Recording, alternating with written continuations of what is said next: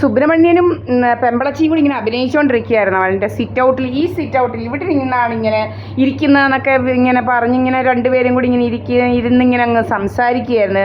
പെമ്പളയും സുബ്രഹ്മണ്യനും കൂടി ഇങ്ങനെ അഭിനയിച്ചുകൊണ്ടിരിക്കുകയായിരുന്നു. അപ്പോഴാണ് ഞാനിങ്ങനെ ചെന്ന് പിടിച്ചത്. അപ്പോഴത്തേനും രണ്ടിനും അങ്ങ് വട്ടളകി ചെങ്ങ് വളവളവളാന്ന് പറയാൻ പറഞ്ഞു. നമ്മൾ സൈലൻ്റായിട്ട് നിന്ന് നമ്മളിങ്ങനെ പോകുന്നു.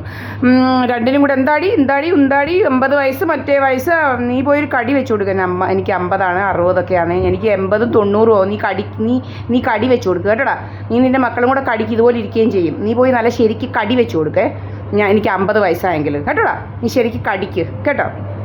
നീ ഒന്ന് വിചാരിക്കുന്ന ഇൻഷുറൻസ് ഒന്നും നിന്നെക്കൊണ്ട് ഞാൻ ഊട്ടത്തില്ല കേട്ടോടാ. നീ ഉമ്മ ഇരിക്കത്തേ ഉള്ളൂ അവിടെ. ഇൻഷുറൻസ് പഠിക്കാമെന്ന് വിചാരിച്ചോണ്ട് നീ വെറുതെ ഇരിക്കത്തേ ഉള്ളടാ.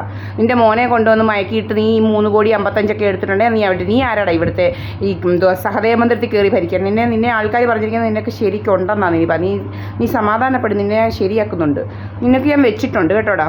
നീ ഇത് കാണിക്കുന്നതിനൊക്കെ ആൾക്കാരെല്ലാം പറഞ്ഞവന്മാർ അവർ പറയുന്നത് പെണ്ണുങ്ങൾ സദ്യം ചോദിക്കുന്നത് നല്ല ചൂടുവെള്ളം കോരി ഇവനെ ഒഴിക്കാൻ എന്താ പിന്നെ അമിട്ട് നിൻ്റെ അവിടോട്ട് പൊട്ടിക്കണമെന്നാണ് പറഞ്ഞേക്കുന്നത് ആൾക്കാർ. നിനക്ക് ഞാൻ വെച്ചിട്ടുണ്ട് നിനക്ക് കേട്ടോ. നീ കൂടുതൽ കളിക്കണ്ട നീ കേട്ടോ. നീ ഒത്തിരി കളിച്ച് കയറി. നീ ഇവിടോട്ട് കയറി കഥയൊന്നും ഉണ്ടാക്കണ്ട. നിൻ്റെ അവളും ഇവരും കൂടി ഇങ്ങനെ പെമ്പളച്ചിയും ഇവനും കൂടി ഇങ്ങനെ കയറി ഇങ്ങനെ ഇരിക്കുക. ഒരു പെമ്പള ഇങ്ങനെ രാവിലെ ഇങ്ങനെ എത്തും. ഇങ്ങനെ ഒരു കള്ളിപ്പെമ്പള രാവിലെ ഇങ്ങനെ ഇറങ്ങും. അവൾക്ക് വേറെ ജോലിയൊന്നുമില്ല. അവളിങ്ങനെ നടക്കുക. അവിടെ ഭർത്താവിനെ തളർത്തിയിട്ടേച്ച് ഇങ്ങനെ നടക്കുക. ഇങ്ങനെ എന്തുവാ ഇങ്ങനെ അങ്ങ് നടക്കുക. ഇവൻ്റെ കൂടെ കയറിയിരുന്ന് ഇപ്പം മറ്റേതാ പണി ഇവൾക്ക്.